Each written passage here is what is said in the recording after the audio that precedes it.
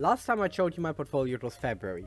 A lot of stuff has changed in the stock market, in my portfolio. I sold many of my positions, I bought a lot of positions. My portfolio became a bit more diversified, not on purpose. I'm not a big fan of diversification, at least not forced diversification. But I think all of these stocks I bought are great companies and I'm trying to build positions in them. This was my portfolio last time I showed you it. Alibaba is my top position. Currently, it is a very smaller position.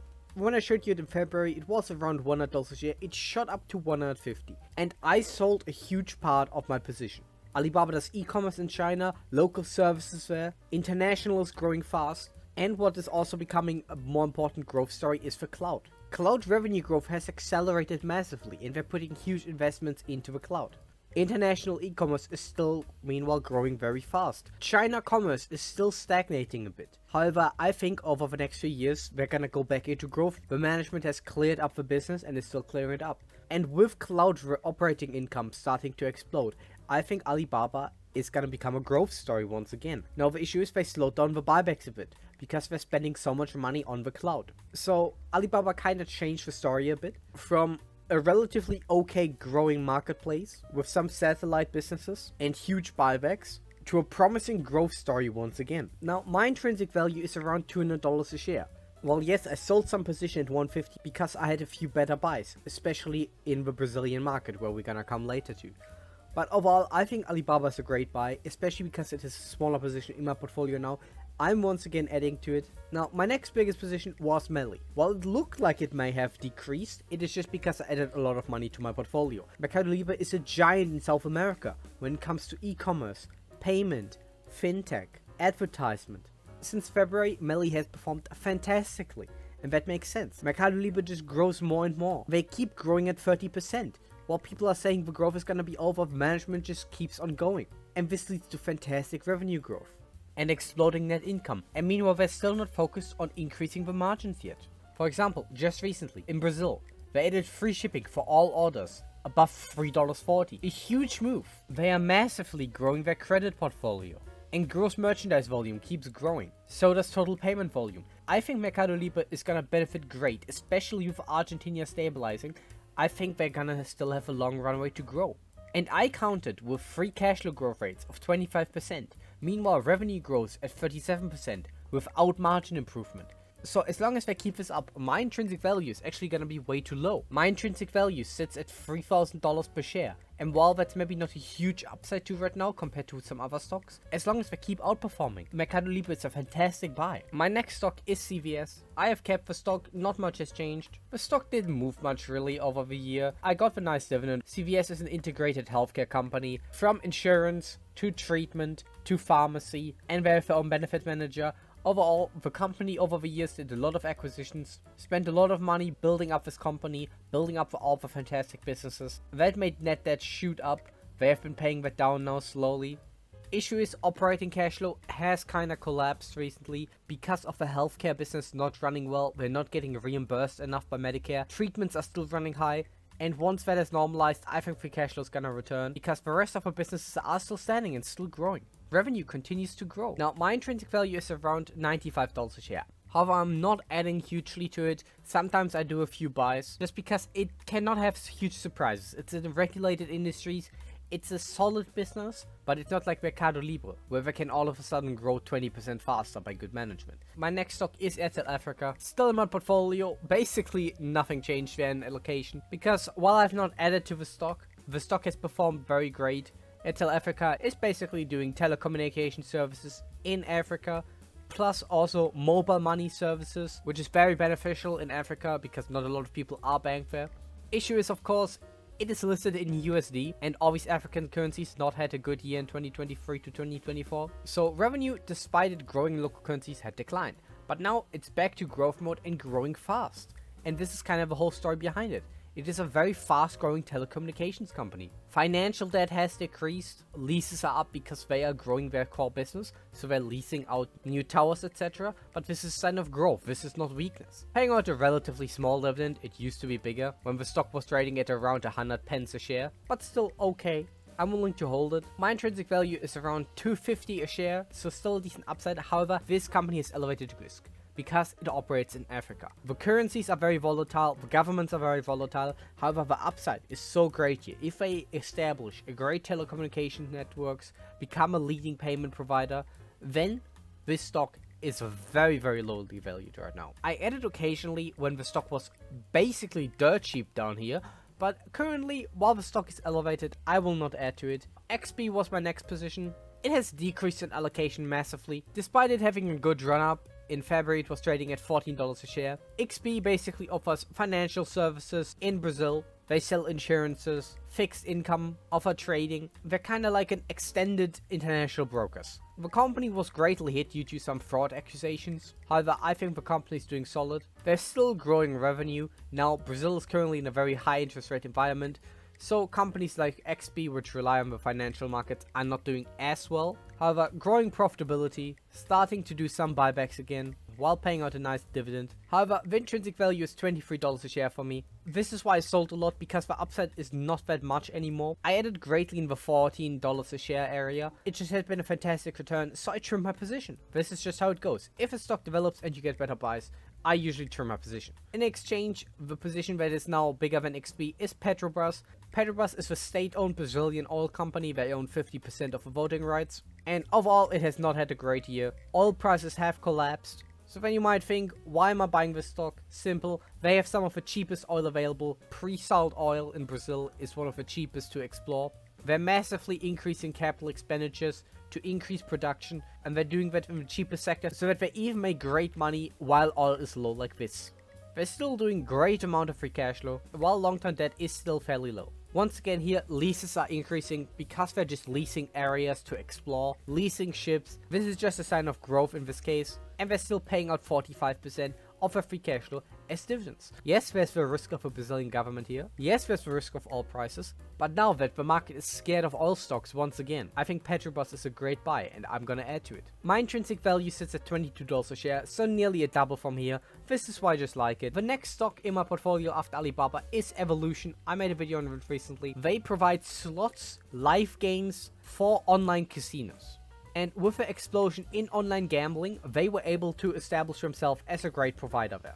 Recently, the stock has started to collapse after the boom. Why? Simple. Revenue growth has went down. And because they have two segments, one, regulated, two, unregulated. In the unregulated markets, they've had cyber attacks where basically their live streams were hijacked, but people were basically offering their services copied directly from them for a cheaper price. They're working on figuring that out, but they're switching more and more to regulated segments. In the regulated markets, Evolution is gonna be able to provide legal games there. Not a lot of people are gonna be able to compete with regulation. Regulation squishes smaller competitors. So I think Evolution has a great work to do here. They pay out a lot in dividends, do a huge amount in share buybacks, and despite that are building up net cash. So while a gambling stock might not be something for everyone, and the stock definitely has issues, I think they're a fantastic business over the long term. My intrinsic value is around 1,100 Swedish krona, so nearly a double from here. My next stock is Vodafone. Vodafone has not had a great decade, and while it might look like revenue was in permanent decline, they sold off a lot of businesses which were underperforming. This massively decreased their net debt, and they're using some of the proceeds to now buy back shares.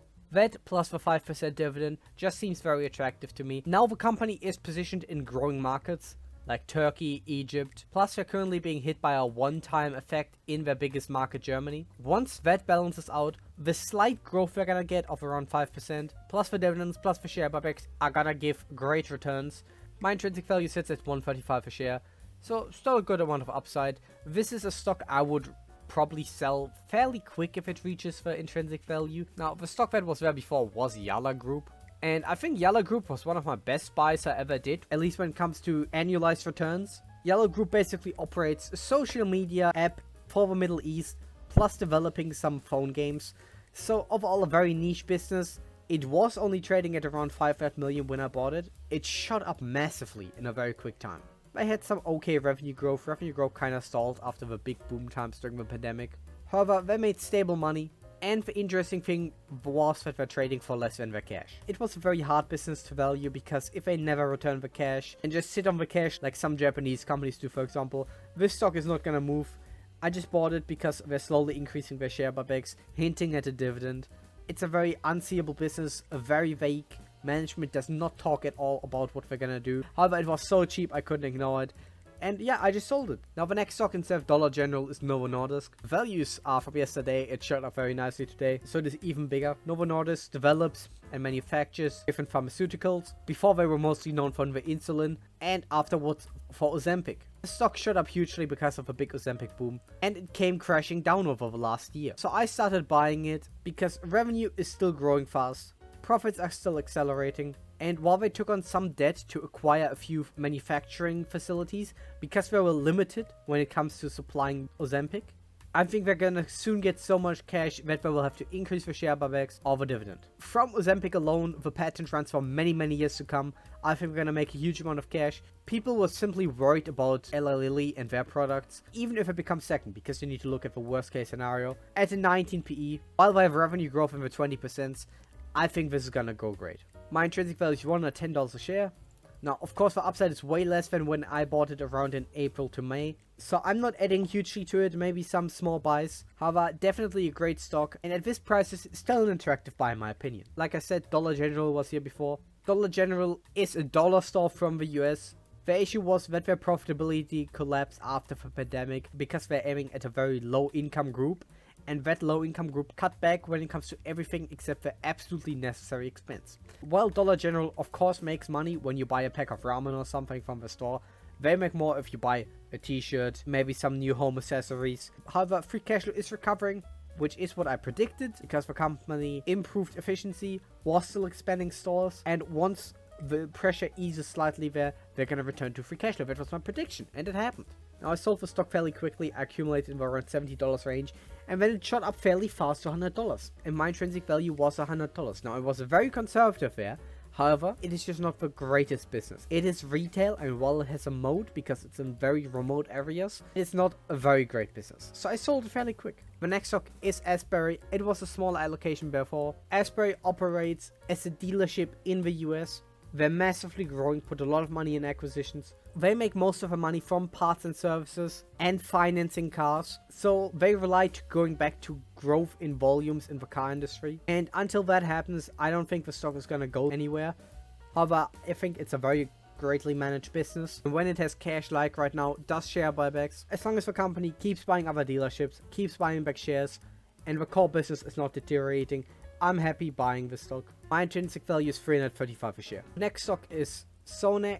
I don't own that anymore. Sone is basically a Portuguese Berkshire Hathaway without the insurance business. They own many businesses like real estate, supermarkets, telecommunications, cinemas, and I bought it because it was simply cheap.